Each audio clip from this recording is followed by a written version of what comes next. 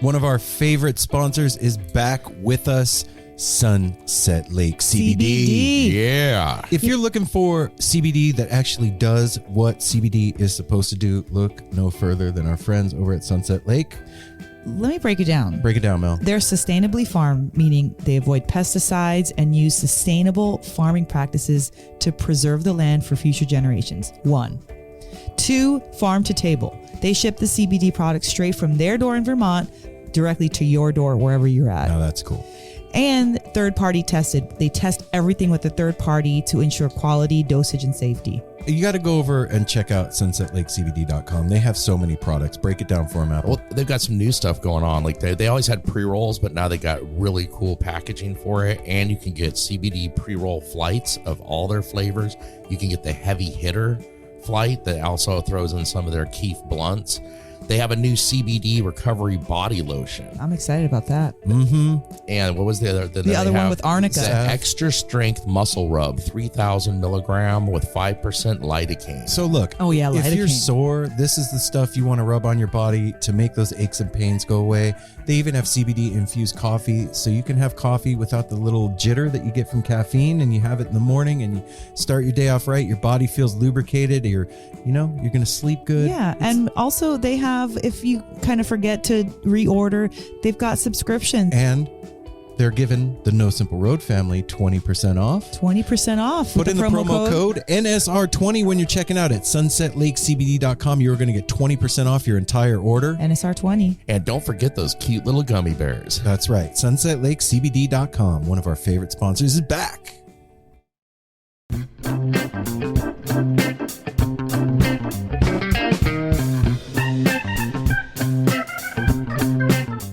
So if there was a Yelp for going to new venues, would you use it? Hell yeah, I would. Apple? Well, you're the Yelp guy. Every time we go anywhere, you're using Yelp to find reviews on stuff. Oh, yeah, and to know what you got in store for you and plan. So there is such a thing. It's called VenueLlama.com, and it's an online resource that provides live music fans the insider venue info they need.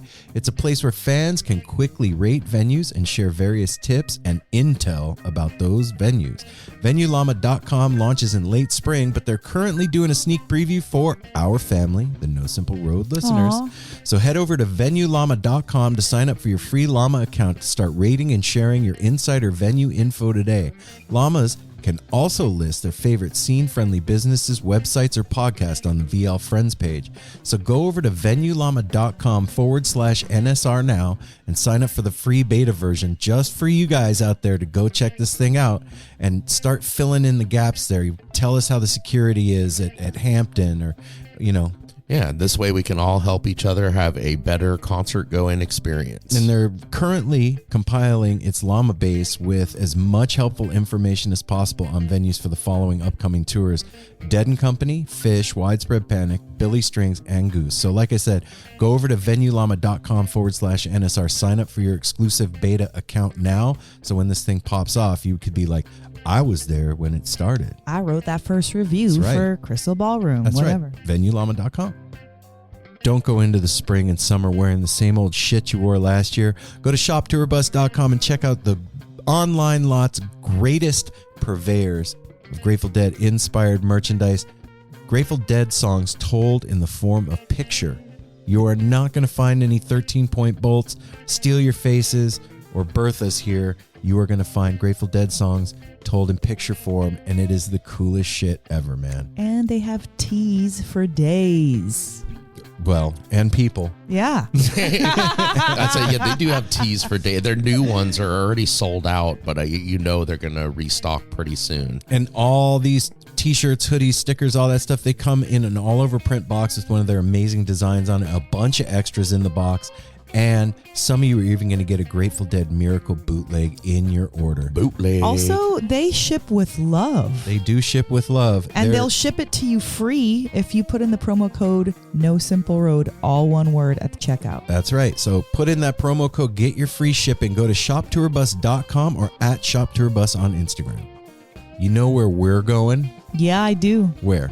Skull and Roses in Ventura, California. April 19th through the 23rd at the hallowed grounds of the Ventura County Fairgrounds. 5 days of Grateful Dead music on the beach. Wow. And one of the wonderful bands that you're going to see there is Melvin Seals and JGB. Who else, Apple?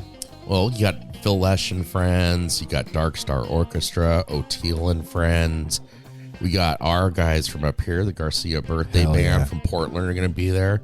Dogs in a Pile making it out from the East Coast. Cubensis, Jerry's Middle Finger. I mean, I could go on and on. You need to go check this out and see all of the bands that are going to be playing. 5 days. 5. That's right. 5. 1, 2, 3, 4, 5 days. Go to skullandroses.com to get your tickets now. They got single day passes available. They have VIP packages available. Come hang out with us in the sun. No Simple Road's going to be there. You should be there. Your Grateful Dead family's going to be there. Yeah. Skull and Roses. At the end of a hard work week, you know what you want to do? You want to go get some food with the people that you love the most, and you want to have a couple of beers and relax and unwind. And the place to do that is our favorite, Fire on the Mountain. That's right. 3 locations here in Portland or 2 locations in Denver. The best damn chicken wings you have ever had in your life.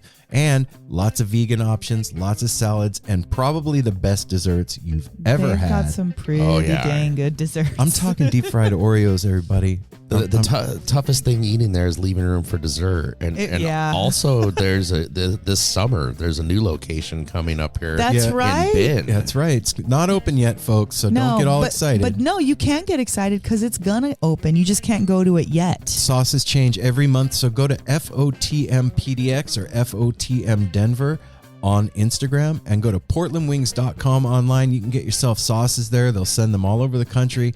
You can get your Fire on the Mountain swag. You can even get socks that say Fire on Their the Mountain. socks are dope. Yeah, really and cool. if you are in either of the Denver locations, they have some local artists that they highlight.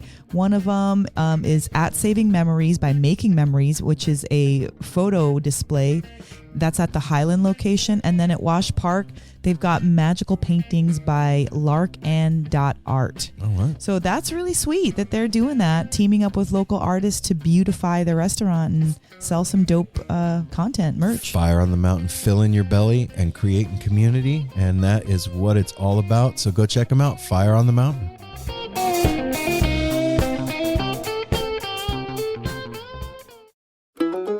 Hey everyone, Chris Pandolfi from the infamous String Dusters here to let you know that my podcast, Inside the Musician's Brain, is back on the airwaves for season 4, which means it's time once again to get deep with influential musicians from all across the musical landscape to really understand and translate the lessons of success, failure, inspiration, and hard work that are behind the music and the artists that we love. My guests this season include Rachel Price from Lake Street Dives, Sam Bush, Chris Wood, Chris Funk from The Decemberists, Lindsay Liu, MC Taylor from His Golden Messenger, and more. Check us out, and thanks for listening.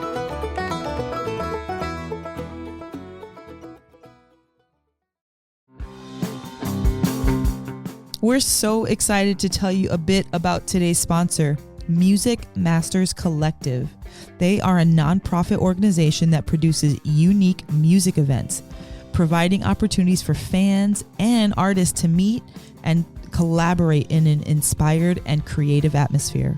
Music Masters Collective events give you the opportunity to learn from world-class musicians like O'Teal Burbridge, Steve Earle, Richard Thompson, former members of the band, the Milk Carton Kids, Nikki Glaspie, the Fab Four, and Sean Colvin, and so many more. At an event like the Milk Carton Kids Sad Song Summer Camp happening this July, you can expect immersive classes, evenings of entertainment, excellent food, and a space for a lucky group of folks to learn, co-write, workshop, and perform with like-minded peers, all with the guidance of Kenneth Pattengale, Joey Ryan, and some of their favorite songwriters. This all-inclusive week in the Catskill Mountains of upstate New York is guaranteed to be magical.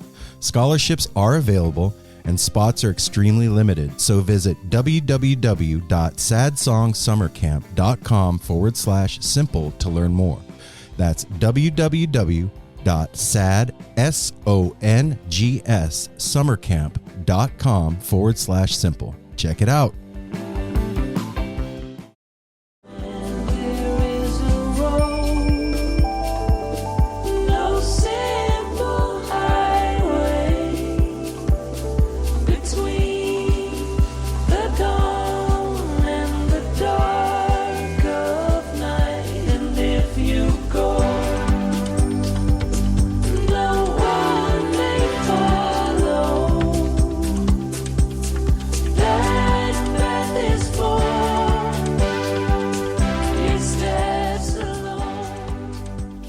So if we start at the beginning, when we already started,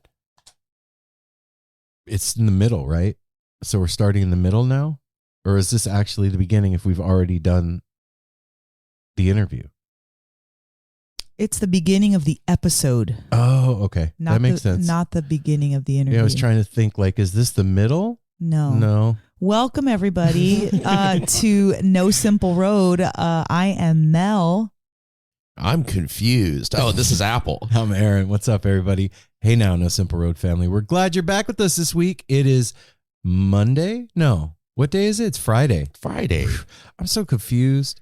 I don't even know. You got us all lost with all that crazy talk about what comes first. We are super stoked this week to have the one and only Dean Delray as our guest on No Simple Road. This is a big deal for us, man. Dean is a powerhouse content creator, comedian, podcaster, musician. And he makes clothing. I mean, I don't know if he literally makes it, but he's got a clothing line. Yeah, I don't think Dean is in his garage sewing tree patches too busy on his for hats. that. Yeah, he just came out with the tree. I saw the hats, the clothing line that he has. I think that, like, his cute dog is on hoodies. Like, Gertie. I think that you could qualify Dean Delray as a modern day Renaissance man. Yeah. Would you say that? Yeah. A funny modern day Renaissance man. Okay, that's for sure. You could say that. Not all Renaissance men are funny. Well, okay. So let me ask you a question. What qualifies somebody as and let's be politically correct about this. What qualifies one as a Renaissance person? I would say somebody who has skills in multiple things and does them more than just okay. Okay. What about you, Apple? How do you define that? A Renaissance person? Yeah, a Renaissance man. A person of, I'd say, like, well, it wouldn't have to be many talents. It could be, person of many talents that showcases those and entertains us with that. All right. What do you... in my mind, like, I always thought of a Renaissance man as, like, the kind of person that understands poetry and, like, knows how to cook and can play the guitar and can recite, sociology books and, like, all the... Okay, I'm going to read you... write a website. I'm going to read you the definition of a Renaissance man. Okay. It's a noun. A cultured man of the Renaissance who is knowledgeable, educated, or proficient in a wide range of fields. Sometimes lowercase, a present-day man who has acquired profound knowledge or proficiency in more than one field. Okay, so I guess we're all right. Yeah. We all kind of had a little bit of the flavor. And yeah, he's funny. He's making movies. He's friggin' on Joe Rogan. He's got his own podcast. He's doing it. He's doing his thing. He is doing and he his was thing. sweet. Really, really fun, man. This was one of those interviews where it was, like, hard not to get caught up in laughing while you're doing the interview. Like, I wanted to just watch. I do want to say this because I've said a few times on the show, I'm like, I'm not crazy about comedy. There's, I have to take back that I do like comedy, but I guess there was a while in our time frame where comedy, like, was just not funny to me. Like, what was considered comedy and, like, the template or, like, what people talked about, a lot of, like, self-deprecating stuff or kind of like being mean to other people, and it's just not that funny. But Dean is really funny. He's just funny about how he says things, about how he talks about things. And I asked him a question about, there's a lot of ways that you have to kind of be a little bit more correct in how you say things. And I asked him that, and he just says that he writes better jokes. Well, Like, he you also know? said you have to be really careful what you say, and he was like, well, you can pretty much say whatever you want.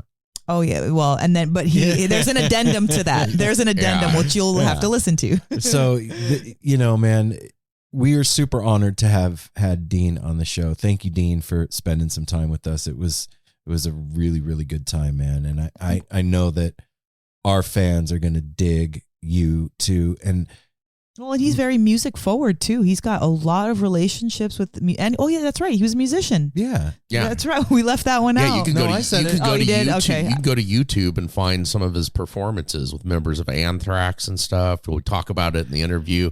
Him opening for Metallica as doing comedy. oh my God. So this is one thing that he said. So I have my little book, and actually this one's one of my favorites that I did.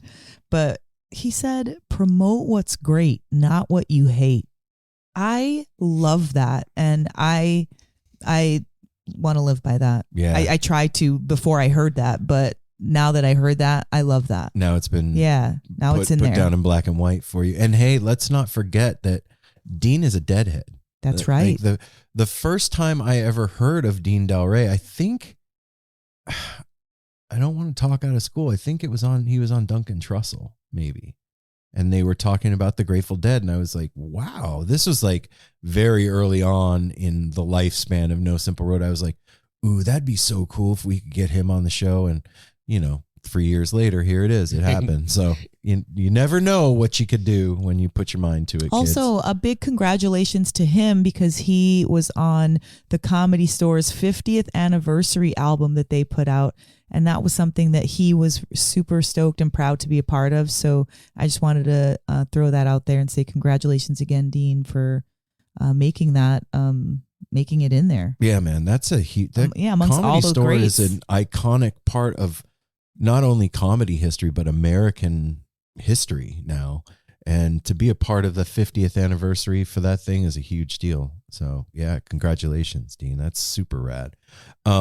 You know what? I think that we will just get you all to the interview this week. Let's just not mince words. We'll do the business. We'll get you there, and then you'll be enlightened with the comedy, with the Renaissance man stylings of Dean Delray. So, and if you want to catch his podcast, it's Let There Be Talk. that's right. Let There Be Talk is his podcast, and go ahead. Also, if you want to find out, because he's done his podcast, several others. He's joined Marc Maron on WTF podcast. If you go to www.deandelray.com, you can find out all the things he does about all his merch, everything. it's the He's got a great website, the by the Gertie way. merch is dope. And here's a little known fact. Before we moved from Vegas to Portland, I was going to graphic design school, and my hero, as my graphic design hero, is a guy named Aaron Draplin. And Draplin lives here in Portland, Oregon. And I was like getting ready to transfer design schools to here in Portland. And I was so stoked to be moving to the city where my graphic design hero was. We've never got to meet, but Draplin did the designs for Dean. That's rad. Yeah. That's really cool. So one step closer to meeting my graphic design hero. I'm one step removed. I mean, I'm sure that if you reached out to him, he'd probably want to be on the show. You never know.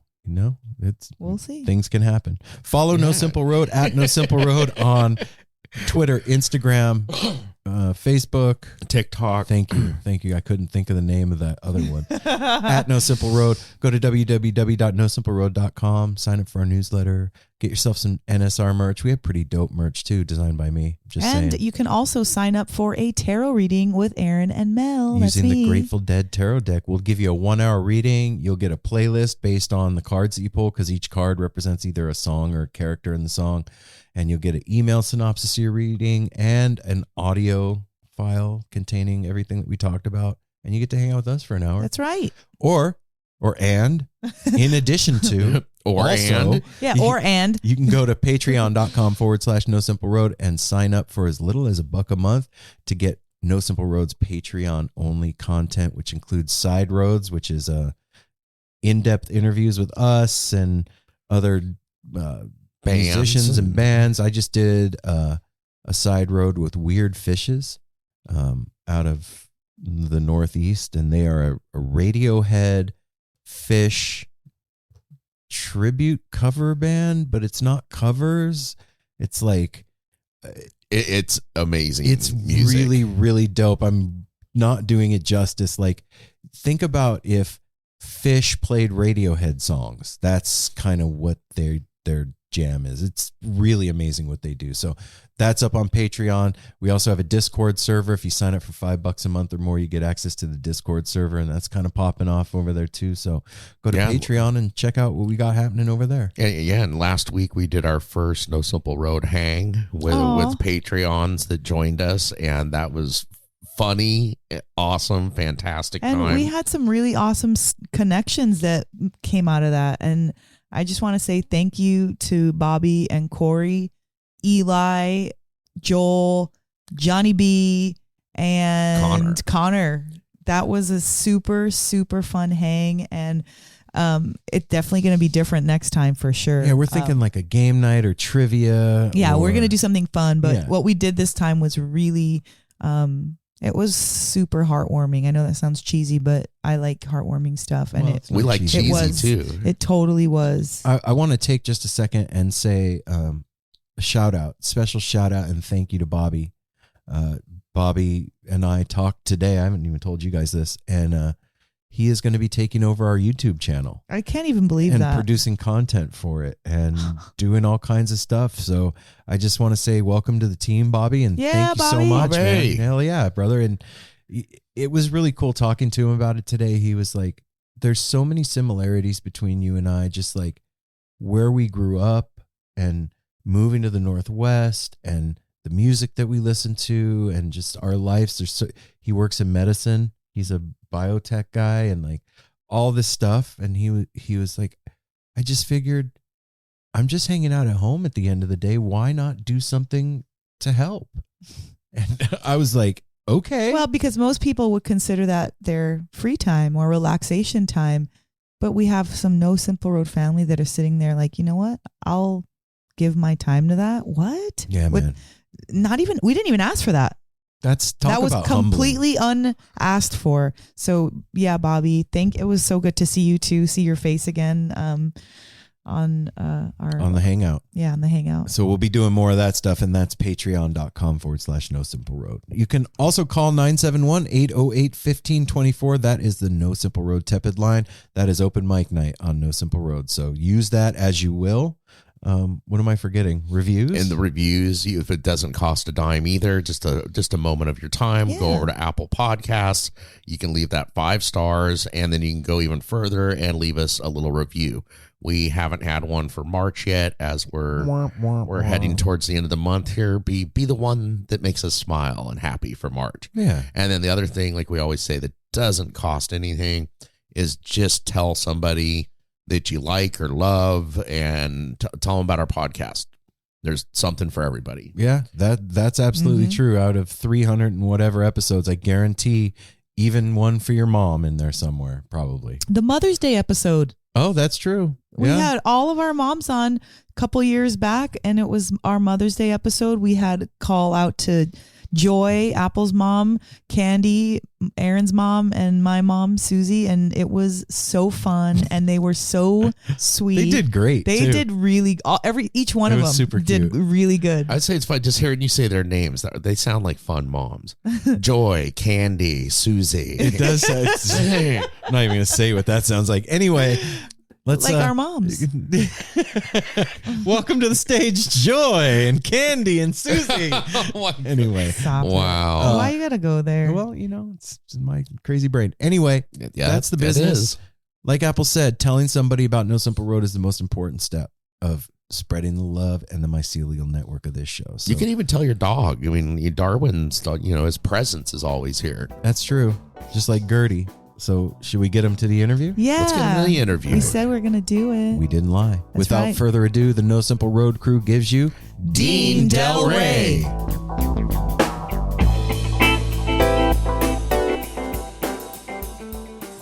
Hello. All right. How about that? Oh, there you are. Yay. Woo. What's up, Dean? You got me, right? Yeah, we got Yeah, you, we man. got you. 100%. Okay, cool. What's going on, brother? Oh man, Saturday morning. You gotta love it. Yeah. I'm Aaron. What's up? I'm Dean. What's up, Dean? Dean, I'm Mel. Nice to meet you, man. What's your name? Mel, M-E-L. Mel. Yeah. All right. And then I'm the third member here. I'm Apple. Apple? Yes. Yeah. Apple is my last name. So everybody just calls me that. All right. That's Yeah. like a deadhead name. Yeah, man. Apple. Mel, the Mel the woman, not Mel the dude. Yeah.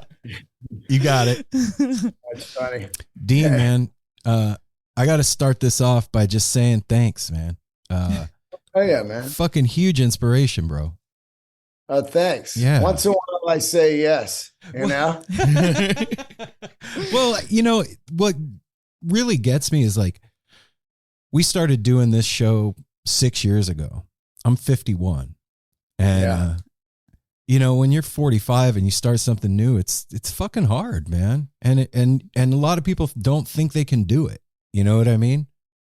It's brutal. It's brutal because I think the number one fear is debt, of course. People have debt, so they never do what they really want to do in life. You know, they stack up their credit cards trying to fill the emptiness in their heart. Right. And then they back themselves in this corner, and then their whole life they're like, man, I always wanted to do such and such, but I didn't do it. Dang. And then this number two is fear of failure, which is just the most absurd thing to me, because nobody I know does something the first time and then just succeeds. I mean, that's so fucking rare. You never hear of a guy going, I mean, it's so rare. You know, you get a once in a million where the guy goes, man, I don't know. I just never sang. And then I just opened my mouth, and next thing you know, I've got record deals and stuff. It's rare when it happens, but if you really interview all the greats, they always tell you everybody told them no, no, no, no. And then they just keep going, and they eventually get somewhere. Yeah, man. Is that like starting doing comedy late? Is that what you got? A lot of fucking no and just. I still get no because of the industry is, and I had no idea, but it's heavy ageism in the industry, even in comedy. And so I was lucky that I was naive to that, because, you know, I was like looking at these guys like Maron and Burr and you know, Norm Macdonald and these guys that I loved. And I was like, oh, well, they're my age. So cool. But I completely forgot that they've been doing it for 25 years. So they're in the industry, you know what I'm saying? Yeah. To where I had no idea. I just saw, you know, gray hair and receding hairlines. I was like, yeah, the industry doesn't care. It's cool. So it is you know, I've been doing comedy. I'm on my 14th year. I've never had a manager or an agent. Holy shit. Because mostly they just look at me and go, well, I don't know what to do with them.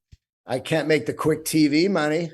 And the comedy money, what are you going to give them? 10% of your, you know, $2,000 a month? Yeah. You know? Whatever, you know? So it's a lot of no's, but in this world of, being 57 now, I just turned 57 Saturday. Happy birthday, brother. Yeah. Thanks. You have to embrace the internet. There's a lot of people in their 40s and 50s that don't even know how to work the internet. Right.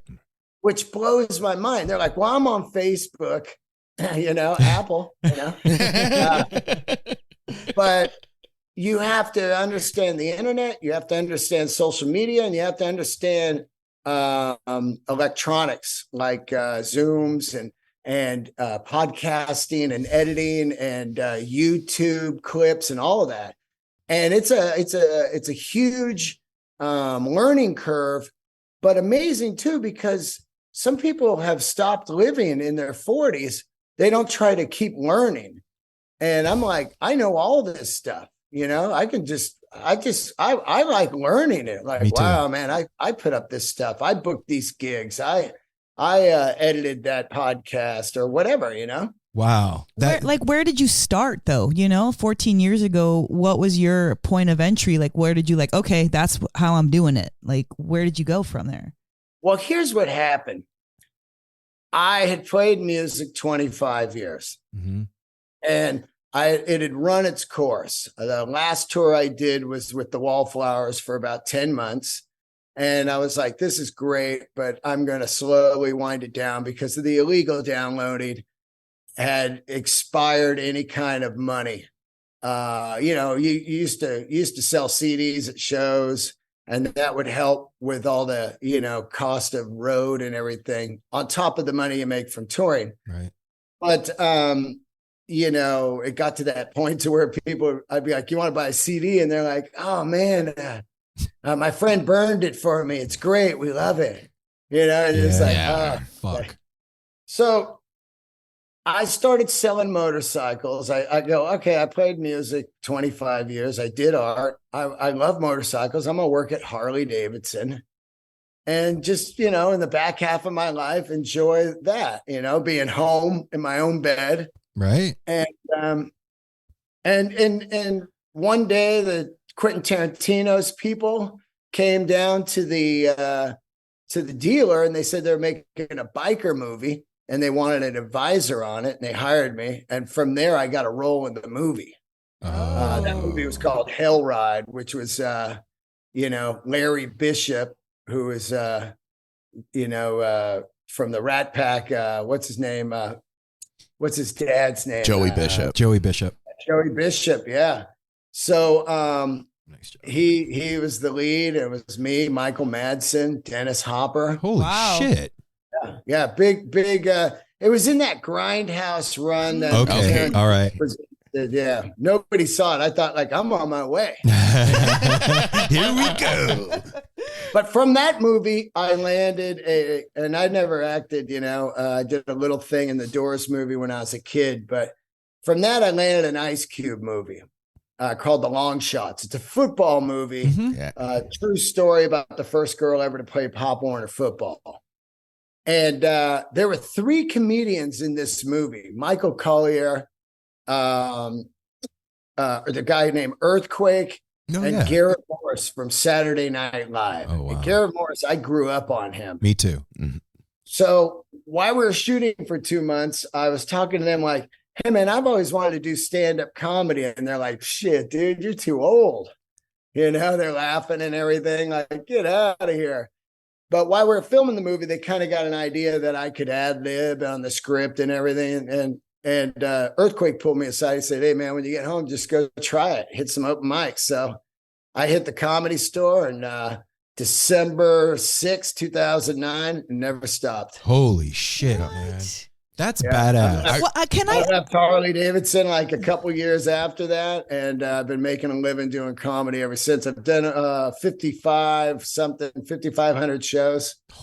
I don't understand the ageism in comedy. Acting, yes. Modeling, yes. But how are you too old to make people laugh? Well, that's what I was saying to Aaron. It makes more sense when especially when you're in your mid 40s, you have enough life experience, you're pissed off enough at things that you have more of a repertoire and can deliver better, in my mind.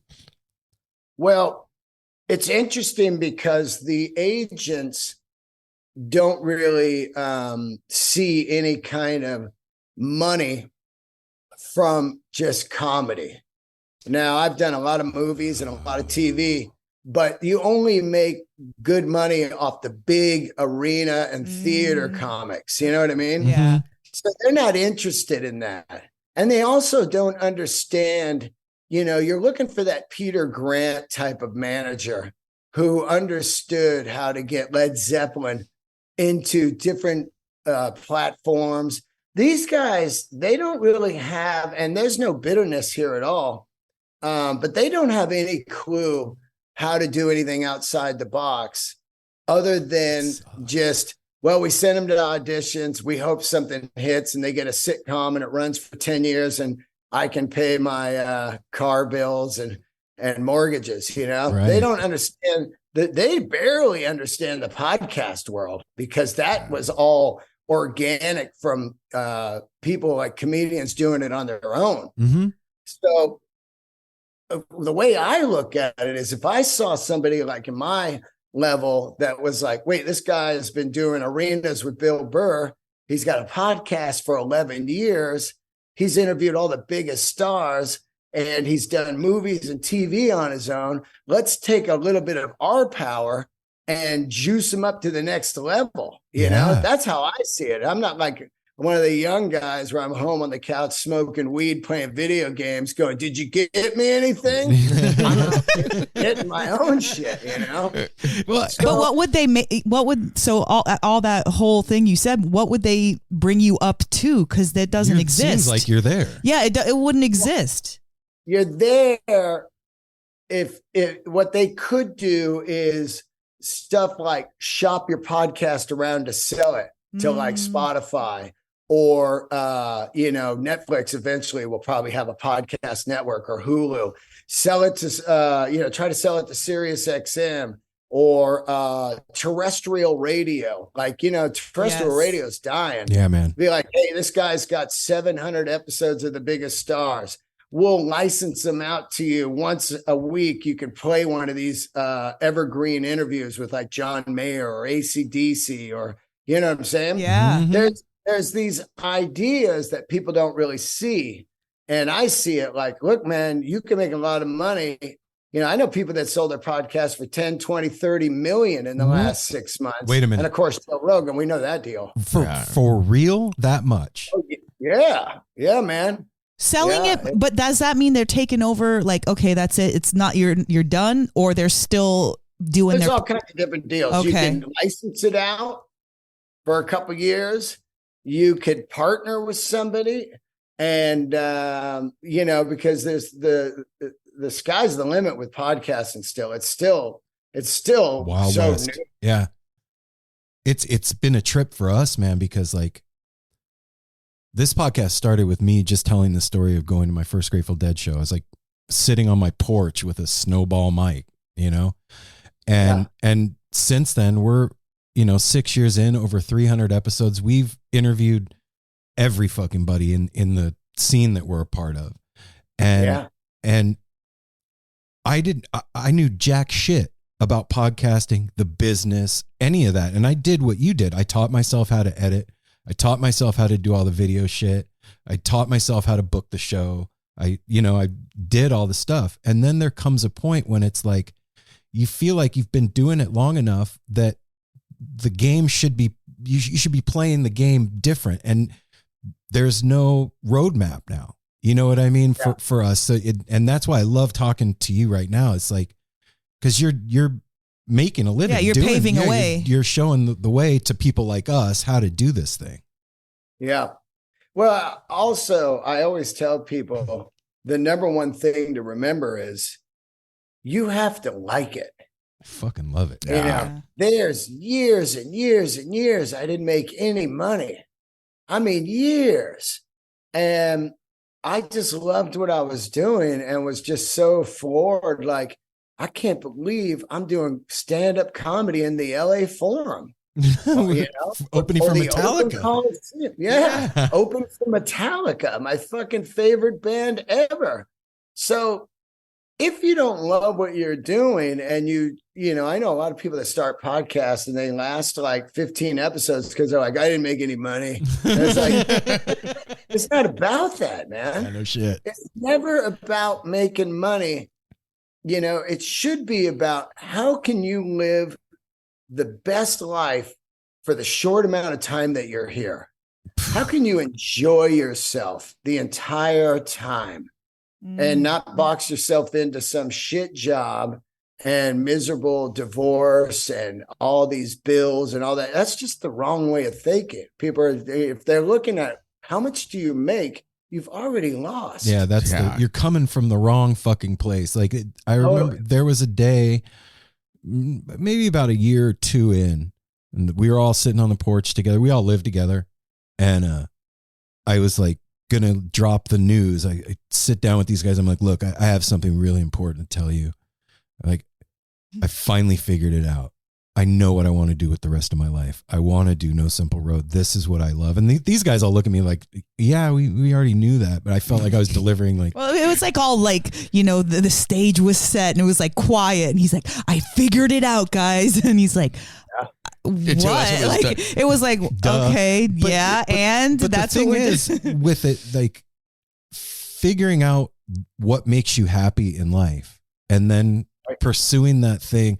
We were talking to some cats from France this morning, this band, the Inspector Clouseau. You should check them out. You'd probably dig it.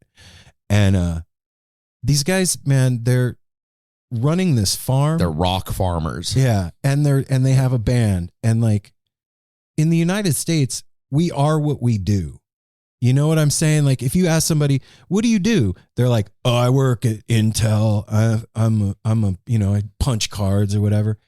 In any other place in the world, you ask somebody what they do and they start telling, well, I like playing lacrosse and I swim. Yeah. And instead of like doing what we are, it's a completely different mindset. And it's really it's fucking hard. And especially I'm 51. At 51 to finally be like, I know what I want to be when I grow up. Now you have a whole set of challenges in front of you. Yeah. Yeah. I mean, once I started comedy, I was just kind of like, oh, wow, this is what I'm here to do. No, music is just the long way to get there. Oh, shit.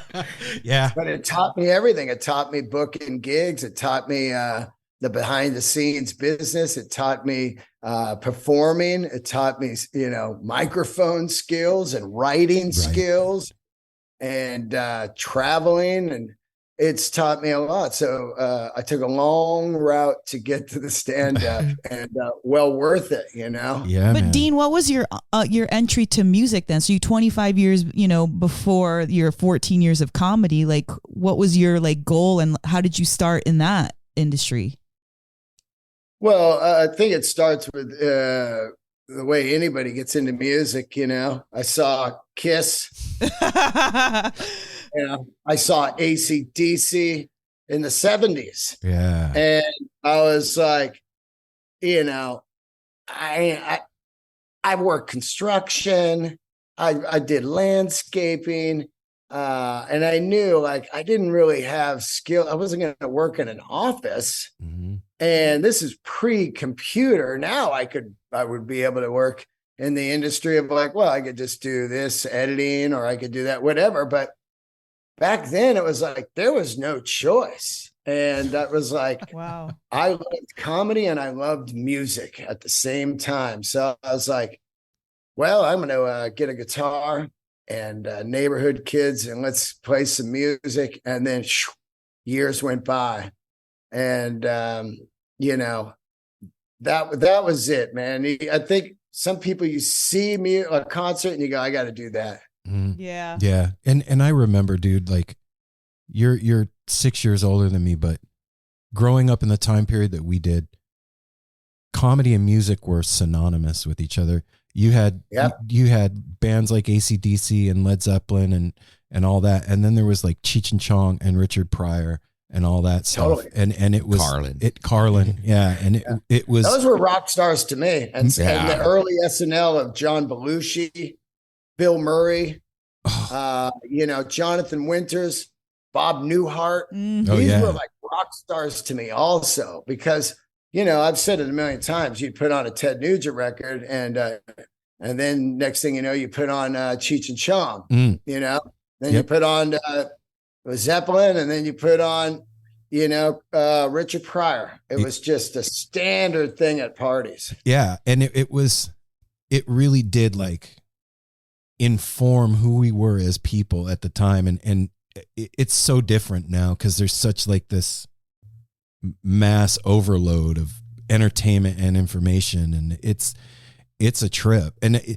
so the first time I heard you actually was, I think you were talking to Duncan Trussell. Yeah. And you guys were in New York. Yeah. And I think you were talking about the Dead. And I was like, this cat's fucking cool. What turned you on to the Dead, Dean? Well, I grew up in the ground zero of the Dead, the Bay Area. Oh, shit. And I hated the Dead. I couldn't stand it because it was all over the place. And it was like, nah, I'm into Metallica. Metallica was my Bay Area band. Mm-hmm. And I just didn't like the Dead at all. I didn't like the scene. I didn't like tie-dye. And I didn't like that kind of Trustafarian thing because I was such a blue-collar, hard-working guy. And people always try, dude, I need a miracle. I couldn't relate to it at all. It was just aggravating to me. And then right around the era of alt country, I was huge into Wilco, Sunvolt, Lucinda Williams, and that whole thing. And I was playing alt country, and then I got Working Man's Dead. And I was like, well, this is a Dead album I can get behind, Yeah. So I still didn't like the Dead, but I liked Working Man's Dead. You know that guy? I do know that guy. I was that guy. Yeah. But really what happened was one of my favorite bands ever is the Mother Hips. Oh, wow. Yeah. 100%. One of the favorite bands of all time. One time they asked me to go on Jam Cruise with them. Okay. Jam Cruise is on right now. Yep, it is. Yeah. Neil Francis is out on it right now, a good friend of mine. But they said, we'll tell him you're our manager so you can go free. I go, that rocks. I've never been on a cruise. So we go and they go to Jamaica, and Dark Star Orchestra is playing. And I'm not into Dead cover bands at all. Like I don't listen to any Dead cover bands. But that night they were doing some set from like that famous set from Great American Music Hall, ladies and gentlemen, that, Bill Graham comes on, Bill Lesh on the bass, yes, on the guitar, that one. Yeah. So they're doing that set that night. And they open up with that Help slip, and I was like, wow, what is this? This is cool, this music. And then they played Shakedown Street. It's all over. And I love disco and I love grooves and stuff. And I was like, what song is this? So I got home and I started listening to the Dead. And then next thing you know, I was hooked, man. And a big time hooked. I like the Brent Midland era only. You became that guy. Yeah. And then it was like, I love him except for when he sings, oh yeah, on the cruise, yeah. But he was great. But then, I still kept going back to that 72, right? Pigpen, right before he's gone. And then I went to the Fare Thee Well shows and I was pretty fucking hooked by then. But also something else was going on in my mind. I was loosening up. I wasn't as angry as I was young, fuck all that. Get it? And I was getting into a state of mind of just like taking a lot of mushrooms and microdosing and opening my mind. I listened to all kinds of music, but it was just, there were some rigid things I wasn't into. You were turning yourself into a hippie. Yeah. Well, here's the thing. I was born and raised in Yosemite, so I was a hippie, but I wasn't that type of hippie that was kind of a fake hippie. Right. You know what I mean? Yes. That's the type of hippie I didn't like. The freeloaders. I don't like freeloaders. We call them wooks now. Because I had a shitty stepdad that didn't work. So that was inside my heart of like, these fucking guys, go get a job, Right. That's totally. where it's coming from. So once John Mayer gets into Dead & Co., it's a whole game changer for me. What was it? It was because I wasn't a John Mayer fan. Okay. I didn't become a John Mayer fan until he was in Dead & Co. And then I found Born and Raised and I thought, wow, this is the greatest record I've never heard. Right. And I still play that record every Sunday now. It is, I usually play Tapestry every Sunday. but now I play Tapestry and Born and Raised. Those are my Sunday records. And But it was something about me judging him also, and me learning like what an asshole I am for like judging him, because it was more of a jealousy thing. Like, this guy's just good looking. That's why the girls like him. He's not a, he's not really, shit. Body Was a Wonderland was all I ever heard. And that's just more small-minded bullshit. Dude, yes. He, you know what, man? I've joked. I said, nobody should be that good looking, talented, and funny. It's not fair. Yeah. It's just not. But also a great human, man. Yeah. Great human. Well, I was always a fan of his. Like I told her, I have been for a long time, because he always did the Crossroads music festivals. And he is very good, like people say, he's a chameleon. He can mimic anybody. Yeah, he's a chameleon with any. I mean, I've never heard anybody play Stevie Ray the way he does to play. I mean, he can do everything. And then now he's come into his own even more with Dead and Company. And well, it's unreal. Yeah, I don't think that your experience with that is unique, man. I think that a lot of people got like blown away by him. And you know what? The whole small-minded thing, I want to say something about that. Like, we just had a artist on the show. Her name is LP Giobbi, and she's a DJ. And she was raised by like hardcore deadheads. Her parents are hardcore deadheads. She came from Oregon Country Fair stock. Like, this girl steeped and raised in Grateful Dead ethos. And she remixed the Garcia album, the one with the wheel on it. And, and she just like puts this out into the world, did her thing. She thought she was being respectful and awesome, doing her art, putting it out into the world. And the Deadhead community shit all over her and just like was sliding into her DMs, telling her you fucking suck and doing all this shit. And it's like, look, man, this thing has been growing and changing for over 50 years. And I think when we grew up, Dean, there was a clear line between cliques. You were a stoner or you were a jock, right? Yeah. Goth. That shit ain't like that. Yeah, you had the Cure people, you had the metalheads, the stoners, the jocks. And the punks. And and the punks. Yep. And there you go, And so I think when we were growing up, it was hard for us to listen to other shit because of that. It wasn't for me. I always listened to other shit. I was a hardcore disco guy. I loved Prince. I loved Bee Gees. Oh, wow. I loved Earth, Wind, and Fire. It wasn't that. It was more of being in San Francisco, in the ground zero of Haight Street. I lived on 10th and Cabrillo, 1 block from the park. Right. So, just going to get a burrito, dude, you got $1, man, bro. Jerry Bear, bro. And after a while, it was more of a work ethic thing for me. Wow. It was never about the music. It was the fans that fucked it up for me. And there you go, just telling you how they slipped into her DMs and were, they're as closed-minded as anyone, which is crazy for how peace, love, and Jer Bear they are. Yes. It's pretty wild how rigid they could be. Dang. You know what, Dean? Thank you for saying that. That is such another perspective, because it's true. Everybody thinks it's like peace and love and stuff like that. And it is. It really is in there. But there's that other side where they don't fucking listen to anything else. If it's not the original, they don't fucking want it. And they're, very in their circles. And that's a little bit what turned me off in the beginning too, because I didn't really grow up going to any of those shows or anything. I was a young mom. I didn't do any of that shit. And as growing into into that community, you get to see that, because now the different generations have grown up. Their children are there, there's multiple generations, and there's also multiple ways of seeing that population. You still got the ones that are very stuck in their ways and they're just going to be like that.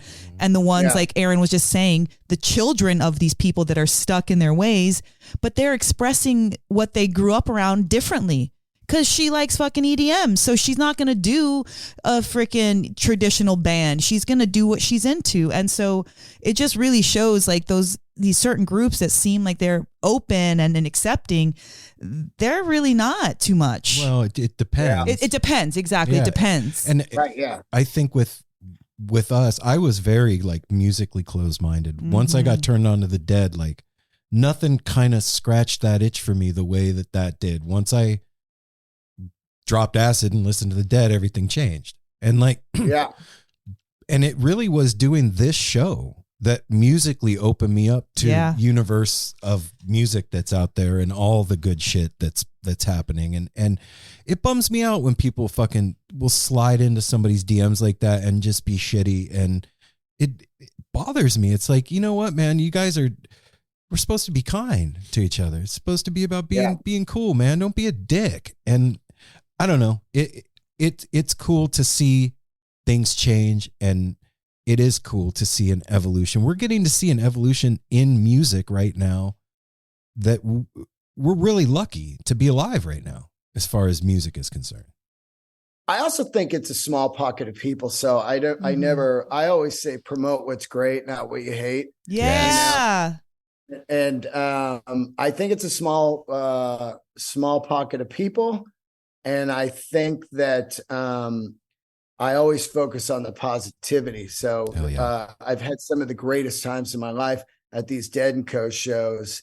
And so I don't think about just that small little thing. And I also think about how great it feels to be able to let loose of that negativity that I was cruising around with for years, because it just makes you expand more as a human. Yes. No shit. And so that's really good. Also, I've been in the Grateful Dead scene longer than most of these people even know what they're talking about. I mean, I grew up around it. Right. One of my closest friends was Chris Saruki, who was the stage manager for the Dead and Dead & Co. He lived in my apartment. He died in my apartment. Whoa. And I was around the Dead for a long time.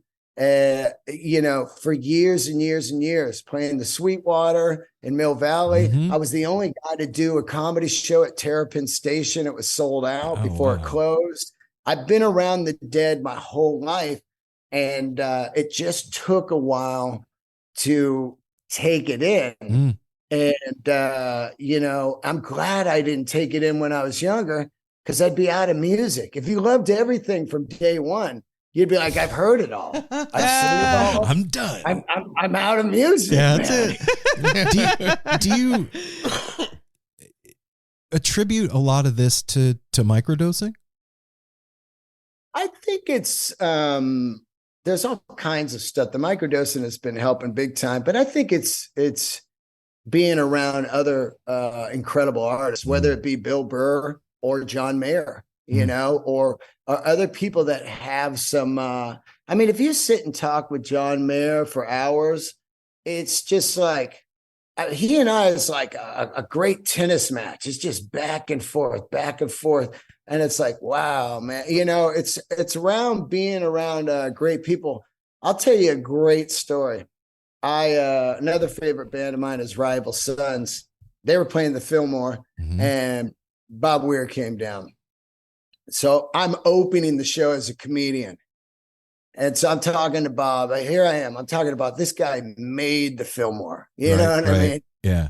And he's telling me little nuggets. We're in the green room. But if you've ever been to the Fillmore, there's kind of these Lincoln booths. So you can just pop out and look down. And he's like, yeah, if you just poked your head a little further out there, it's like you're in the house with the audience. You get the PA and the feel. He's giving me all these cool secrets. And I'm like, this is great. And he's like, I can't wait to see you do stand-up, man. So I go down there and I come on, and it's, one of those old ways of thinking crowds where they boo the openers. Oh, no. Yeah. So I'm out there, and it's only like 5 guys, but they're like in their late 50s, but look 70. I know him. Yeah. And so they're like, boo, and I'm doing comedy, and it's not going good. And I'm like, fuck, I'm going to bomb in front of Bob Weir. Oh, no. This sucks. I'm thinking in my mind. Yeah. And then one guy says, go home. And I said, I am home, dude. Oh, I know you can't afford living in this town. So you go home to Vallejo. And now I got the crowd starting going, right? And I just start rifling this dude for like 3 minutes. Now I got the crowd back. And by the 20 minutes, by the end of it, I'm killing it. And I go up and Bob Weir's like, man, I've never seen anything like that. They hated you and then they loved you. That was wild. And I thought to myself, that's how I feel about you. Oh, shit. And now I love you. You know, I didn't say that to him, but I was like, you won me over, you know, and people win people over, you know, because that dude booing was closed-minded and didn't fucking, you know, give it a chance. And it was funny because after the show, I was out at the tour bus and the guy walked up, he goes, hey, we were the guys booing you. And I said, yeah, why the fuck were you guys booing? What is a city without its music? The legacy of the New York Philharmonic is incredible. Nearly 2 centuries of history. That's a lot of music and a lot of stories. I was sitting on stage for the very first time thinking, I can't quite believe this is happening. Join me, Jamie Bernstein, as we explore the history of the New York Philharmonic. It's the NY Phil story made in New York, a podcast about a city, its people, and their orchestra. Listen wherever you get podcasts. And he said, I don't know. like what? Whatever, dick. Well, that's what they were trained to do. Hate the opener because they were old dudes. In the 70s, you booed the opener. Wow. That's like we don't know. Like, man, fuck you even more. Fuck you You know double, those dude. people? Yes. I mean, I always tell the story where Prince got booed opening for the Stones. You know, he opened for the Stones in, it was either, I think it was 89 or 81, one of those. And the whole LA Coliseum booed him. And I guarantee those people to this day go, oh, we saw Prince open for the Stones. He was amazing. I know they were the booers. I know they were the booers. Yeah. And those are the people that are always the most like, yeah, he was fucking amazing that night. Yeah. No. I was there at the beginning, man. You guys didn't know. How many times did you see Jerry? Yeah. Also, I used to book Stone in San Francisco, and Jerry played there a lot. Oh. Yeah. So you had the chance to see him play a few times. The Stone. No. I never saw Jerry play. But he, you know, I booked the club, but he would do those solo runs there and stuff, you know? Yeah. Some of those, like, I saw him at the Warfield a few times, and there was something magical about seeing him playing in San Francisco by himself, man. Those shows, there was something special. I love the documentary, man. I love both documentaries. I like the Bob Weir one, the other one. Oh yeah. So fucking good. You know what, man? I almost lost my Deadhead card. We had a listener friend of ours, this kid Connor, hung out with us on New Year's Eve, and we're all partying here back at the house after we went to a show, and he's like, oh yeah, in the Long Strange Trip documentary. And I was like, I've never watched it. And he was like, oh, wow. What? He's like, been out for years. You have never seen the Long Strange? I was like, no, man, I've never seen it. He's like, please let me watch the Long Strange Trip with you. I was like, all right. So like 2 weeks later, he came over, him and I spent the whole day. We watched the whole fucking thing. And I'll tell you what, man, like, I don't know what my aversion was to watching it. I felt like I did that. Why do I need to see a documentary on it? Kind of, sort of in a way. But there's so much good history in that shit that I just didn't know. I saw it in the theater, man. It was cool. Oh, fuck. Yeah. And I think, too, one of the things that's like, at least for me, changing my mind about a lot of stuff is podcasting. Getting to hear conversations with artists that aren't just about like what fucking guitar strings they use or what their amp settings are, that kind of shit, or a 15-minute or 5-minute radio spot, but getting to hear like long form conversations with the artists. You get to know the people that are making the music, and then the music changes. Have you had that experience? Well, I've been lucky enough to, on my podcast, which is called Let There Be Talk. If anybody wants to hear it, I've had John Mayer on 4 hours. Jesus Christ. Yeah, it was an epic day for the podcast. But I've been lucky enough I never have anybody on the podcast that didn't inspire me or that I didn't love. Like over the years, I've had people say, "Hey, can you get this band on?" And I'm like, I just can't do it because the audience trusts who I have on. You know what I mean? It's not a promo junction type of interview. So I've been lucky enough to have people on that I've always loved and got to ask the questions that I wanted to know, which was just wild. I mean, I was the first guy ever to have AC/DC on a podcast. And I named my podcast after Let There Be Rock. Right. It's called Let There Be Rock. Yeah. And I grew up on AC/DC and I absolutely love them. And to have them on and be able to ask these questions was insane to me. Yeah, man. Insane. Same with this show. We do have new artists, but everything's vetted before we have them on. So it's like, this is something that we love. We're going to introduce this to the people that listen to our show so we can fall in love with something new together. You know what I mean? Yeah. And like, I have tons of new acts on. They're all acts I love. Oh my God. But it's constant new music all the time. I got one for you. Yeah.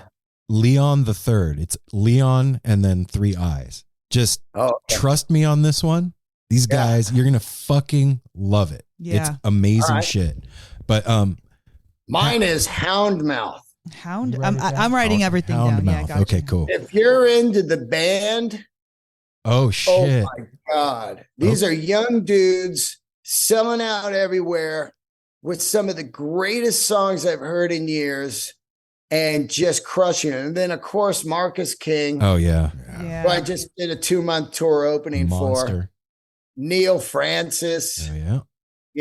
These are some new acts that are, I mean, Marcus King and Houndmouth could be some of the greatest music I've heard in 20 years. Marcus is a singular, unique talent.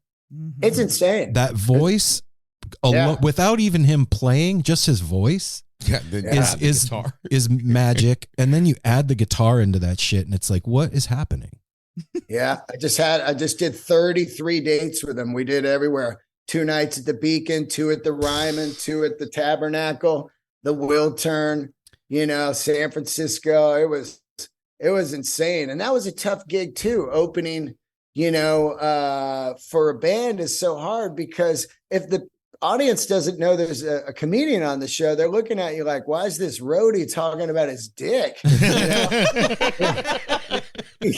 know what I mean? They just look at you like, what the fuck, and so that's a whole different animal too, trying to figure out how to do that skill set, Do I wonder, so like with Marcus King, the idea of people traveling to this with the same band and seeing their show in different cities and different towns. So when you're doing stand up, you have to change your set a lot. Is that not true? Or do you kind of go through the same thing? Well, it's kind of like being in a band where you've got your hits. Okay. Which would be your, these are going to work. But since you're on the road, you have to be organic about it and talk about the city you're in or the venue you're in or some people you met that day or a shitty meal you had in that town or a great meal or a bad hotel, whatever. You're going to weave in and out of life also, Yeah. And I would switch the setup all the time. After I saw Fare Thee Well, I started for a couple years just doing full freestyle comedy. And that's really dangerous to do because you get lost and you're like, shit, did I do this joke already? You're just out there telling jokes and then you start one that usually kills and this kind of stone face look at you, you're like, oh, fuck, I think I did this. Uh-oh. Now looking at me like I'm crazy, So improv isn't that easy with comedy. It is if it's nightly, but a lot of times I do 2 shows in a night. Oh gosh. Then you're on your second show and you're like, oh man, did I do this already? God And forbid if you hit some weed between What- sets, you're fucked. No, it's also funny anyway, because you can just go like, hey, did I do this bit? You know, like, and they're like, no. And okay, it's just bombing then. Okay. Cool. Right on. I always find some of the best shit, and you do it too. A lot of stand-up comedians do it, and you do it well. Is the improv part is wherever you're at is playing off the audience, Like Phil. the dude texting in the audience, the chicks that there's so much, and that can lead to so much from just playing off the audience. Yeah. I do think there's a thin line on that you gotta watch out for, because there's an unfortunate thing going right now where newer comedians, they're just trying to do crowd work at shows so they go viral on TikTok. Okay. And that is a dangerous game to play, because after a while you're like, oh God, more crowd work, more crowd. You just start flicking through it going like, this isn't look, you got a lot of traction from it, but when the people come to see you, you better have some material. Because after a while, how many times do you want to hear somebody say, you guys together? You single? Where are you from? What do you do for a living? You know, those are just like, after a while, you're like, oh God, I like to see someone that is a goddamn, joke killer. Yeah. And then in between can roll some stuff in there. Yeah, don't rely completely on the audience, because then they're making your act for you. And you got to depend. Yeah, and you could be in Madison, or Des Moines, Iowa, or something, and you go, "Where are you from?" And they don't say shit, and you're just trapped. And now there's crickets. Yeah. Now you've got an hour. You're fucked. You're fucked. You got an hour, and your first "Where are you from?" didn't work, and then you guys dating? Anybody single? All of that. Oh my God! After a while, people are like, "We get it, man. Tell us jokes. Wow. We worked hard all day. We paid for a ticket." Yeah, I'm not here to hear myself. Yeah, Dean, I'm wearing a dumb blue shirt. So what? I wanted to ask too about like our freaking climate right now is really weird, and comedy is not. Well, I don't think it ever was easy, but to like make fun of a group or talk about something, how do you get around that without like being canceled or people being assholes? Or because like before you could make fun of a certain kind of group, like, Puerto Ricans or whatever. And now it's like you say anything like that and you are, Oh my gosh. and honestly, I was telling Aaron, I was like, I'm not down with stand-up comedy, because if it's not self-deprecating humor, then it's just dumb shit that nobody wants to hear. And luckily, when I was listening to some of your stuff, I was like pleasantly surprised that you do a lot of different shit. And so I just wanted to ask about that part, about like the comedy now versus like the razor's 14 edge? years ago, Well, let's get it straight right here. You can say anything you want until you're famous. So there are a million people out there saying whatever the fuck they want. It's only when you have something they can take away, which is usually a network TV show or a radio gig. But anything you have on your own, your success of your own, say a podcast or your own following, Yeah. they can't cancel you. You're uncancelable because you've made your own, your own thing. So there's no power there. Yeah. It's like when Charlie Sheen came out and he goes, I fuck hookers and I do blow. You got nothing on me now. So they're like, Yeah. Who wants to do a Sheenus? Oh. I'm just saying, it's like they can only take shit from you if you work for the machine. Yeah. Okay. I heard Joe Rogan and Jordan Peterson talking about this exact thing. Like, they're trying to take away Jordan Peterson's licensing and all this shit, but he's got so much going on and he's creating so much that it's like, okay, I'm not even practicing that anymore. Do what you got to do. And same thing with Joe Rogan. He can pretty much say whatever he wants and have whoever he wants on, and there's nothing's going to happen. Well, also, let's get it straight too. I believe that a lot of that comedy was of a time. Mm. And it's where we grew up, you know? Yeah. And there's a lot of old people that are still in that frame of mind, and they look at the jokes as reality. Like, yeah, get rid of that guy, you know, that neighbor of mine, whatever. Yeah. You know what I'm saying? They take it in the wrong way. Right. I have some great jokes where I'll send it up straight ahead and somebody will be like, oh, fuck yeah. And then I'll go to the other way and they're like, what? You know what I'm saying? Yes. So I think that really what it has done for me is constantly try to be a better writer, a smarter writer. And how can I be funny and, you know, and have it to be people thinking about what I'm talking about, like no homophobia, no racism, you know what I'm saying? Yeah. Any kind of stuff that I bring up, you know, that people are just assholes about, you know what I mean? I don't care who you fuck, what your religion is, you know, what your sexuality, any of that, just be a good person. Don't be Yeah. a dick. You know, Yep. that's the bottom line, you know, just be a cool person. So it really forced me to write way better. And it makes it, you know, instead of picking low hanging fruit, you know, that's easy to do. Just shit on someone. That's Yeah. easy to do. But it's not great, you know? Yeah. Yeah. And, Yeah. and you know what, man? Like anything that forces you to be better, I'm for it. Like, Totally. And I don't think it's taken away. And people are like, yeah, you're taking away freedom of speech. No, it's not. You can say anything you want. Like I always tell people, hey, you can be racist. Go be racist. But don't watch the NBA then. Don't watch the NFL. Yeah. Don't listen to blues music. Yeah. You know what I mean? You might as well just shut the radio off.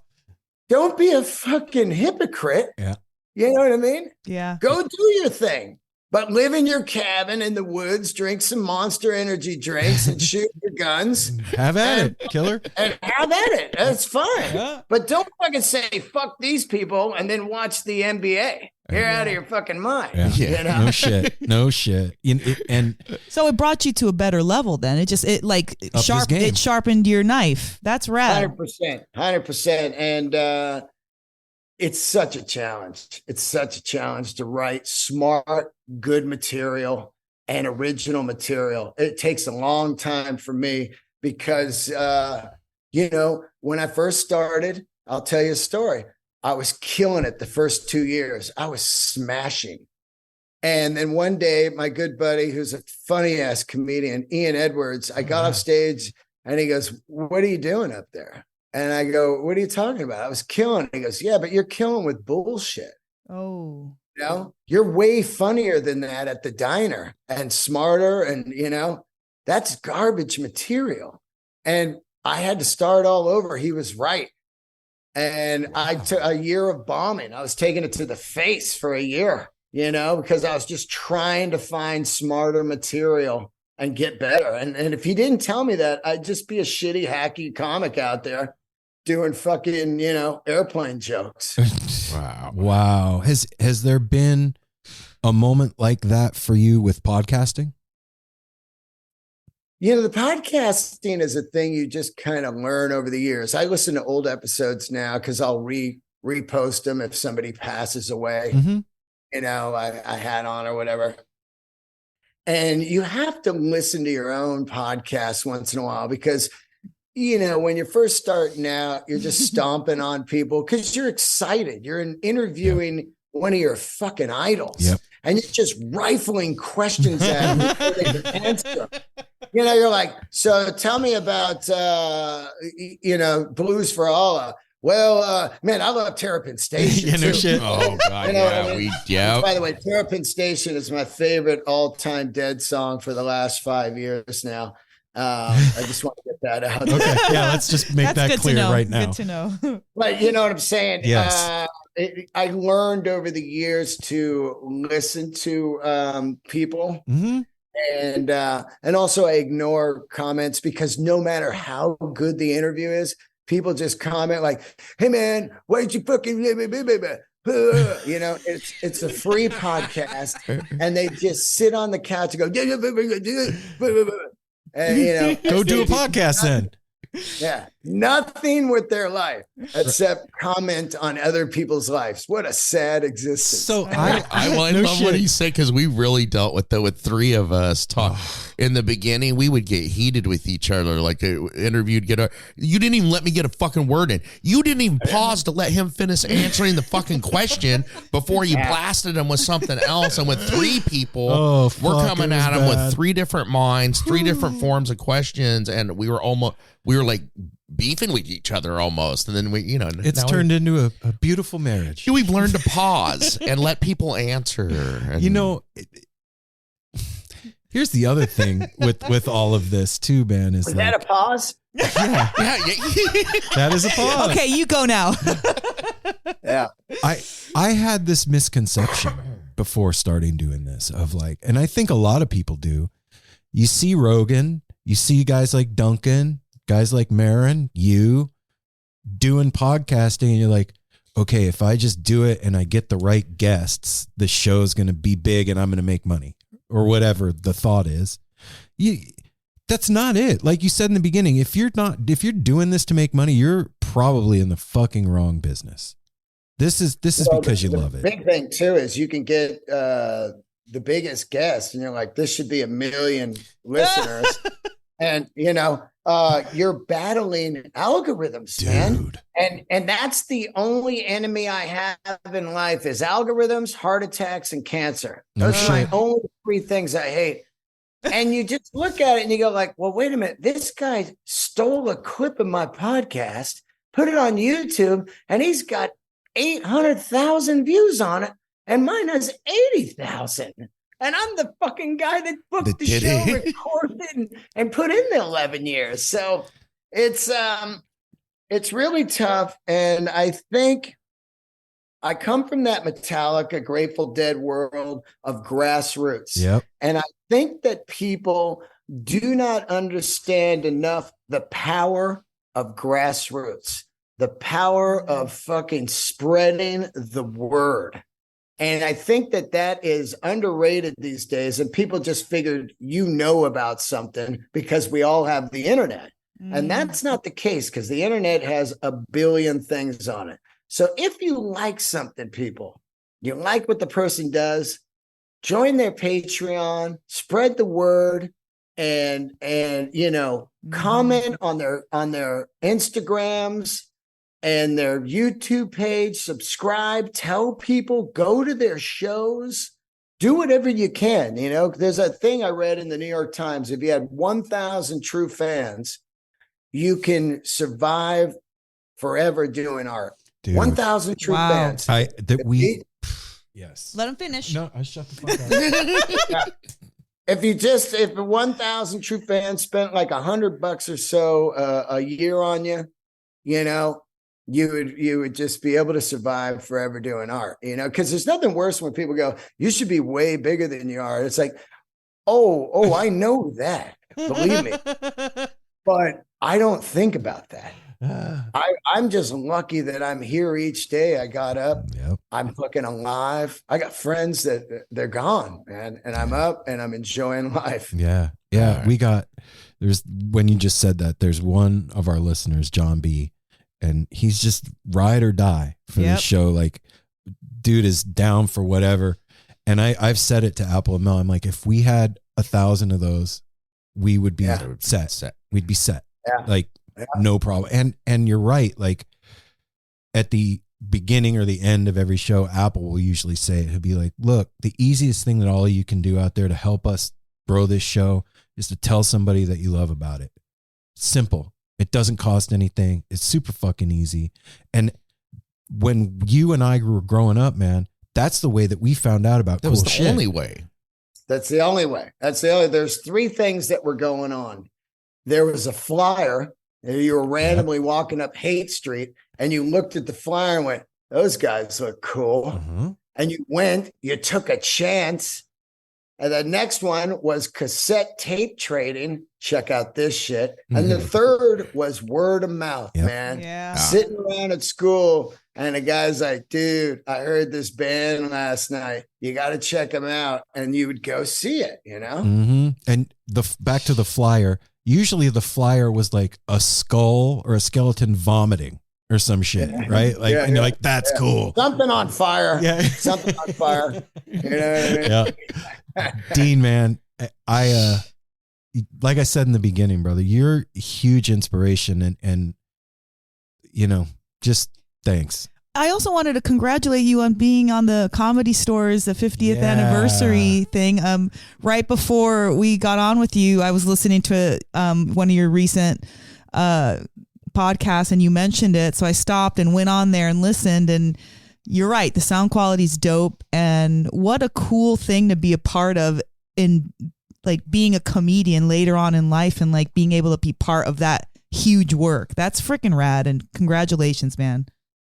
Oh man, I look at it like I talk to people all the time, and I'm like, somebody needs to do a documentary on me, not just because it's me, but it's such an underdog, kind of a self-help, a positive thing of like stepping onto the Comedy Store patio in 2009 at 44. Not knowing a fucking soul, not knowing how to do comedy, and seeing those names on that wall, Richard Pryor, Marc Maron, Bill Burr, Sarah Silverman, just Norm Macdonald, just superstars. And then having your name painted on the wall and being included in the 50-year anniversary box set, which, by the way, you can buy it on vinyl. It's insane. It's got the 70s era, the 80s, the 90s, and the 2000s. Wow. And to be on that thing is just, it's beyond to me. And I do not take it for granted. And every night I'm on stage in there, I can't fucking believe it, Yeah, man. Right on, man. You deserve it. Well, yeah, man. you clearly worked your ass off to get there, to be in those with those names like that. You did thousands of hours. I always tell people that. They go, "Hey, you got any advice?" And I start to tell it to them, and I can see it go in their head and out the back, like, fuck that. That sounds like a lot of work. And they just move on. Because I tell them, no girlfriend, no partying, no, it's 100% this. 100% comedy, if you're going to go for it. Yeah. That's just all there is to it, because the next guy is going to give 100%. Damn. Wow. And you being on that, having your name painted on that wall and being on that record, the only thing that I can like even close to equate that to, two things. One was podcasting from the stage in Terrapin Crossroads. Oh, wow. And the other was talking to Donna Jean Godshall. Oh, wow. Is she still alive? Yeah. And she's fucking amazing. Everybody shits on Donna and her voice and whatever. If you weren't in the Grateful Dead 2, shut the fuck up. Well, like she said too, she's all, you're listening down there. They weren't the best vocal range and songbirds themselves. We were finishing the interview with her. It was our 200th episode, and we were like kind of wrapping up and getting ready to say goodbye, and I just burst in tears, man.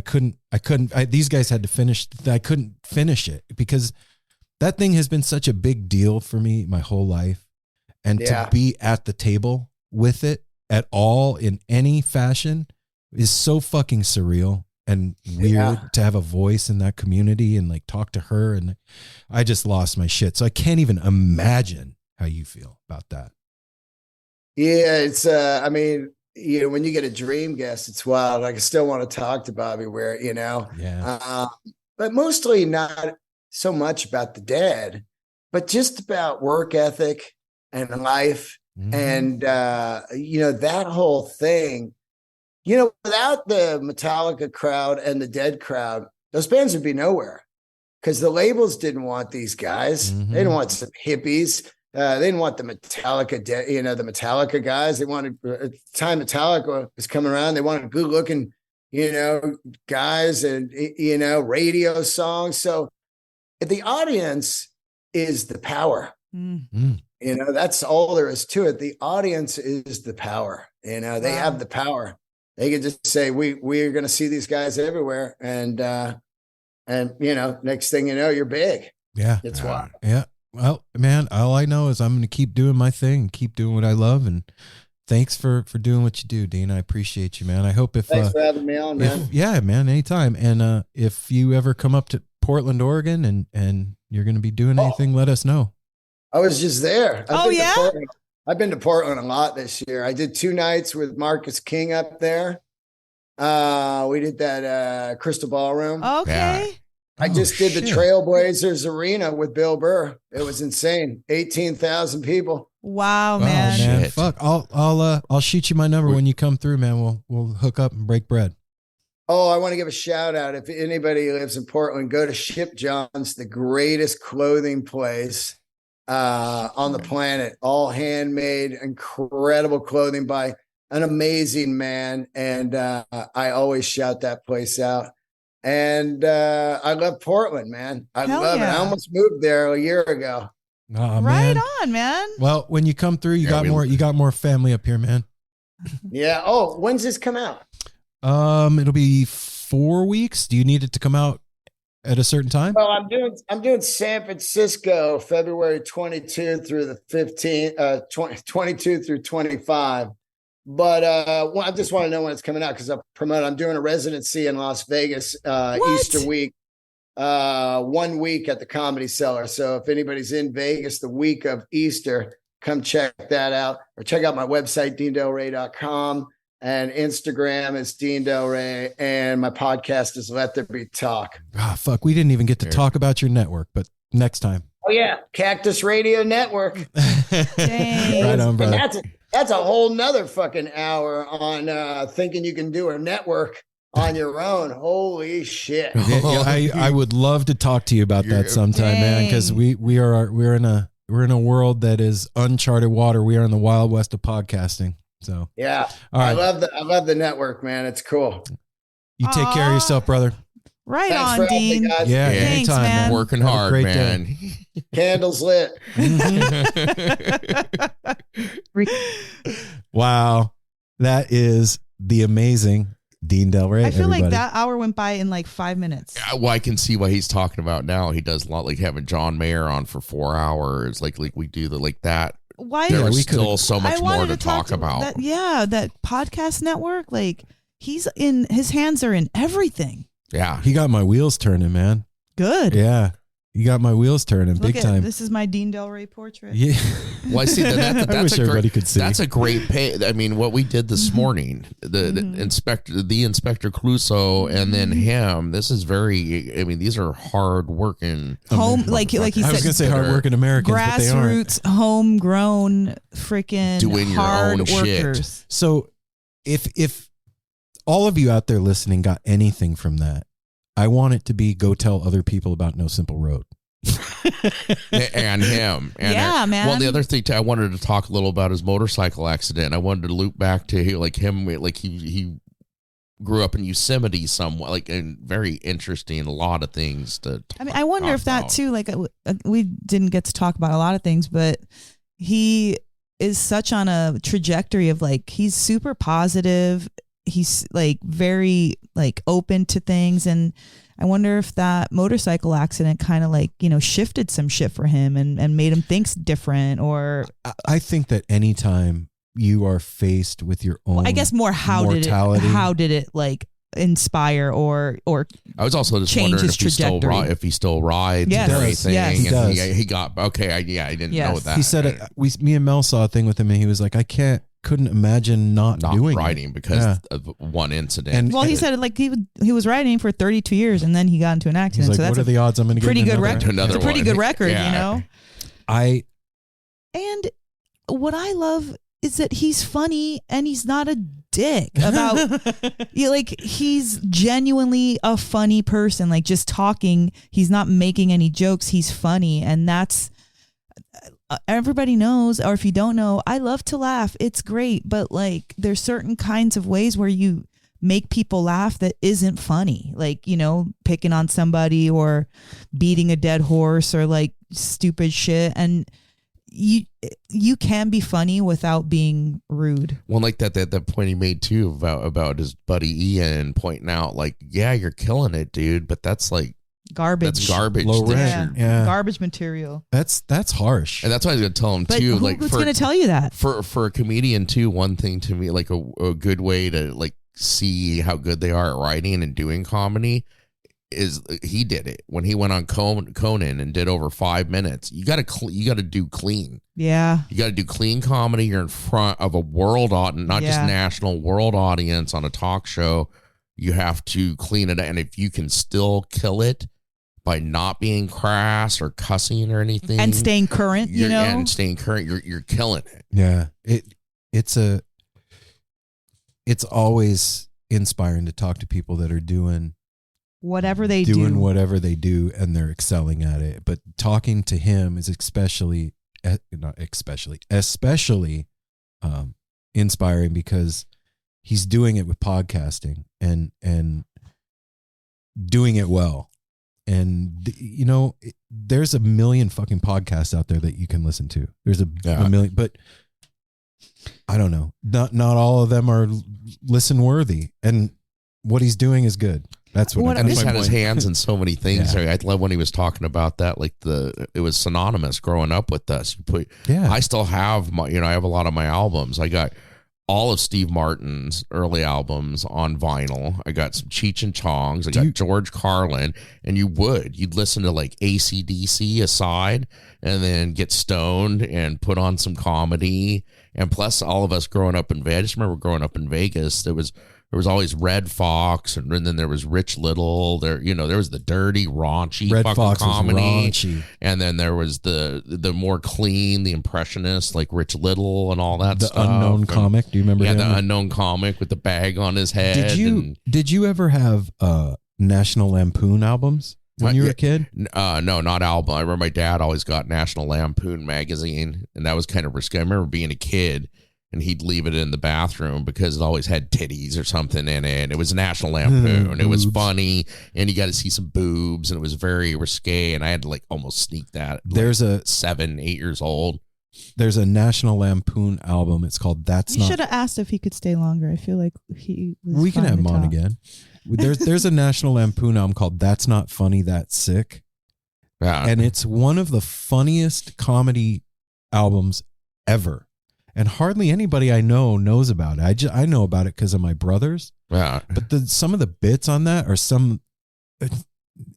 if you get the chance, I'm sure you can look it up. Oh, I'm sure. I'm sure it exists everywhere you can get stuff. Go listen to it. It's fucking hilarious. And do what Dean said. Please tell people about his show. Tell people about our show. It's important when somebody that you, like one of your friends, somebody that you love that's part of your crew, tells you about something, it means a lot. It carries that's your weight. crew. They know you. Yeah, man. They know you'll like it. It's like when somebody tells you about a band. Hey, man, have you heard Leon the Third, or have you heard, Cycles or Sponge or whatever? Mm-hmm. And then you go listen to it. You're like, oh shit, my friend was right most of the time. You know what I mean? So if somebody says, hey, go check out Let There Be Talk, or go check out No Simple Road. Like 6 years, like having dope sponsors that we totally believe. The same thing was like saying, you need to go eat this awesome food. You need to wear it. Like, yeah, your friends got each other's back. We know what each other likes. Love it. So turn your friends on. Yeah. And well, don't turn your friend. I mean, if you got it like that with your friends, you can turn them on. But well, yeah, I don't know what kind of friends you are. You want to be playing like that. You can make there's it a lot weird of switches. really There's a lot of fast. switches and a lot of different turn ons. Okay, that's true. Depends on how you look at it. So, No Simple Road will be back on Monday with another installment of the No Simple Road Weekly Rewind. That is just the three of us hanging out, talking about usually a subject that I think of 4 seconds before I turn the mic on, and then we go. So that's never, I don't know. It's never premeditated, I should say. Right?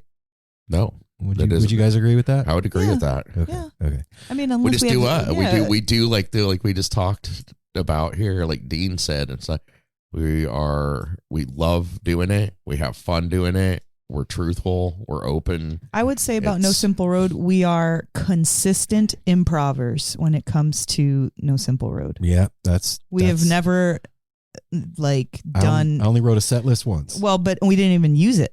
It's true. You had a set list, you got 3 questions in and like threw it down, and we're like, "Oh, this is terrible." We are constantly trying to be present and think off the cuff, and also relate to what our guest is saying, so that we can like speak to it instead of just waiting for our turn to speak. And that has happened through 5-6 years of doing the show. Yeah, because like you guys heard in the interview, we fucking stepped all over each other's toes constantly, hurt each other's feelings, not on purpose, like alienated one or the other person, like, and again, not on purpose, but we just didn't know how to do it.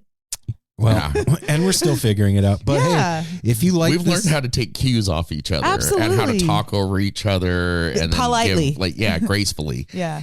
If you like this episode, well, that's what I was saying. Just fucking asshole. I was saying something. Shut up. If you like this episode, go tell a friend. Tell about them. No Simple Road. And hey, go to nosimpleroad.com, www.nosimpleroad.com, and you can get No Simple Road merch there. You can sign up for our newsletter. You can get a tarot reading from Mel and I with and the you Grateful can Dead tarot sign deck. up with our Patreon that has been completely revamped and is still being revamped. Yep. And if you sign up on Patreon, you get exclusive access to our patrons only content. There's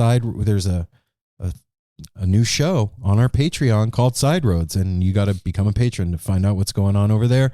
You can also, if you sign up for $5, you get to be part of our Discord channel, and the No Simple Road community and the family is getting together and hanging out over there on Discord. And just tell somebody about the show. Why is there a $100 bill in your hand? It's fake. Is it? That looks real. That does look real. It's like a 2/3 of a $100 bill. Yeah, it's a motion picture currency. Let's go try and spend it. Yeah. All right. Anyway, Mel's you guys Treat. will be at lunch, Mel's Treat. We'll be back on Monday with more stuff and things. Until then, smile as stranger, safety third, hydrate. And you know what? This week, I want you to think about one thing. Okay? See you soon. Okay. Love you guys. Peace.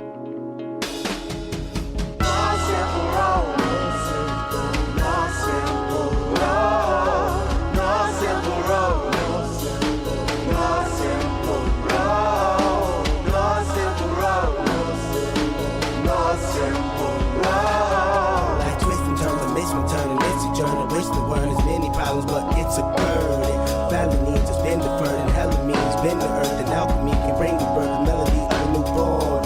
So persistent, so resistant, so insistent, so commitment, so resilient, or haven't you learned it? No simple road.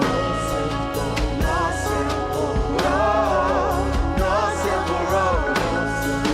No simple road. No simple road. No simple road. My windshield is shattered as I focus through the spot in the corner that is still intact. The react is both a defense mechanism as well as a fear. We've traveled this road before, so we may think, but it's a tad bit of strange similarities that feed an A=A complex. The fears of your past do not equal the perplexities of the current road.